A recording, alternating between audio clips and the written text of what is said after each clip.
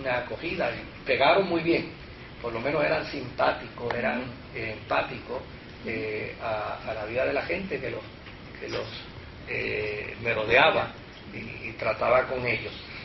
La fundadora de la ciencia cristiana se llamaba Mary Baker Eddy, y desde luego la fundadora del movimiento de metafísica cristiana se llamaba Emma Curtis Hopkins. ¿Por qué menciono a ambas?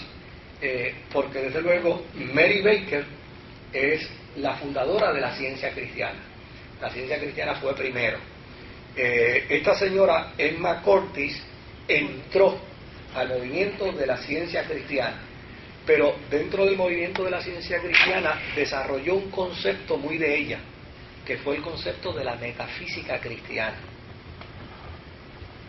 Y desde luego esta pareja que fundó Unity, de Charles y de doña Myrtle, ellos fueron discípulos de Emma, la que fundó el movimiento de metafísica cristiana.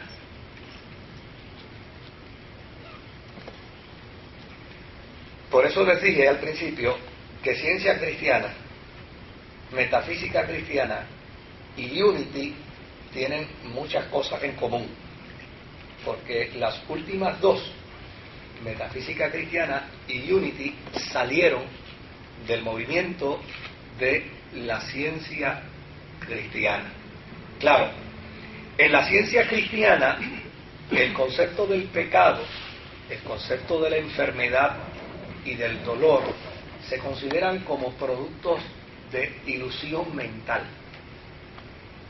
En la ciencia cristiana se entiende que el pecado es una cuestión mental, es ilusorio, o sea, eso del pecado realmente eso tiene el peso que tú le quieres dar.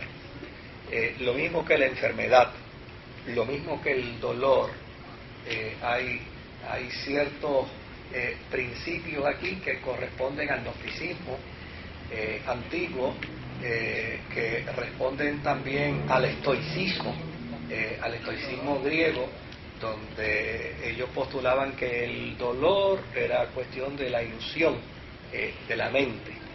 Y la ciencia cristiana postula eso, postula que el pecado, la enfermedad y el dolor es simple y llana sugestión mental. Desde luego, en la metafísica se siguió creyendo más o menos igual, pero en Unity el concepto se cambió. En Unity se considera el mundo material, se considera el pecado y la enfermedad como aspectos reales, pero la forma de manejarlo no es el concepto cristiano tradicional u ortodoxo, y eso lo vamos a discutir Dios mediante más adelante. El pensamiento moderno es el primer periódico que Unity saca a la luz. Una de las cosas que hicieron muy bien toda esta fenomenología religiosa fue explotar la literatura. De hecho, la gente antes leía más que ahora. Y el vehículo de la literatura, pues, obviamente era un vehículo exquisito. Hoy en día tenemos analfabetas en el campo profesional porque a la gente no le gusta leer. Muy pocas veces nos topamos con gente con libros en la mano. Pero en el siglo XIX, al principio del siglo XX, hoy en televisión, hoy es más fácil ver a alguien con unos audífonos en los oídos que con un libro en la mano. Mire qué interesante, ¿no? La gente por lo general tiene esa tendencia. Y desde luego el documento de nuestros amigos de Unity estaba precisamente enfocado a promover la lectura, y ya para el 1887 publicaron un periódico que fue llamado El Pensamiento Moderno. Este periódico finalmente se rebautizó con el nombre de Pensamiento de la Ciencia cristiana. Pero doña Eddy lo protestó y dijo que eso era una falta de respeto de Unity, que agarrara el nombre de ellos como institución para poner el nombre de su periódico con el mismo nombre de su institución.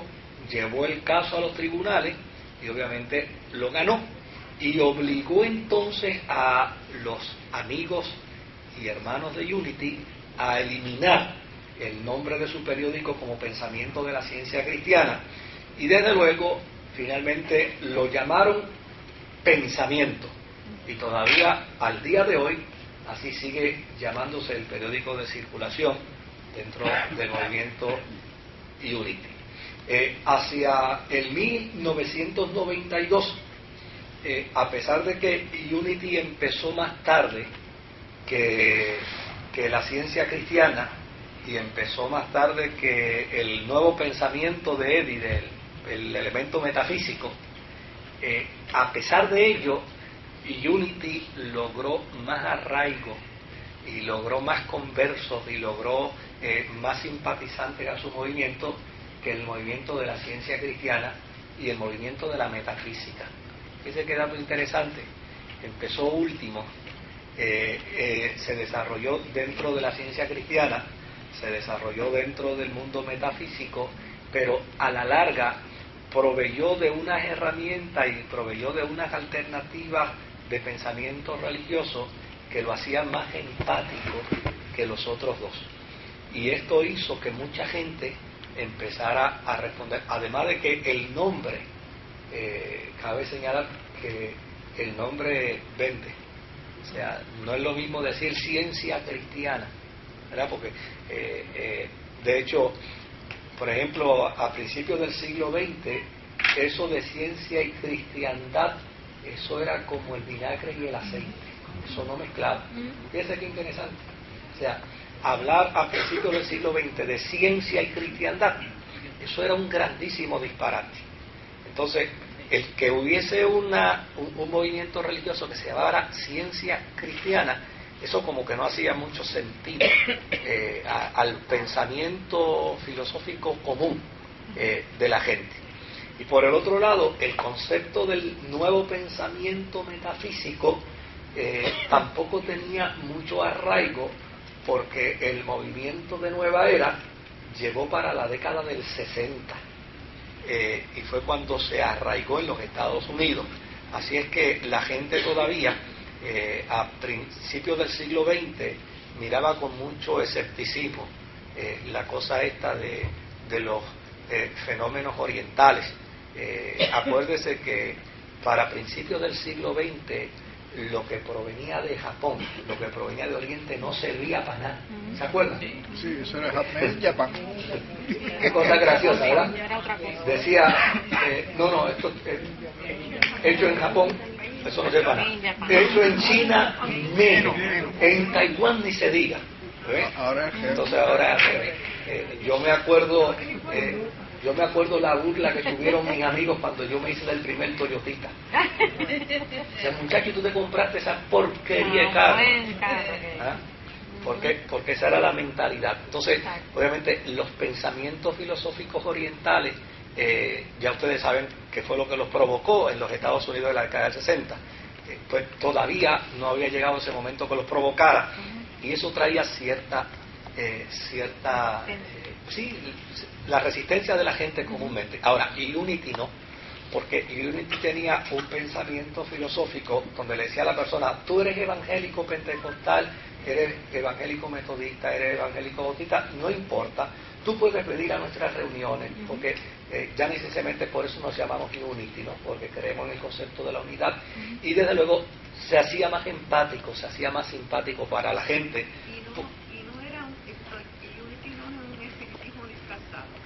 Bueno, a eso tal vez podemos concluir al final. Pasa que si digo al final, se me van ustedes de aquí temprano y la iglesia no me paga por... Ahora bien, después de la Primera Guerra Mundial, los Fillmore, que son los fundadores de Unity, construyeron una sede conocida como Unity Village.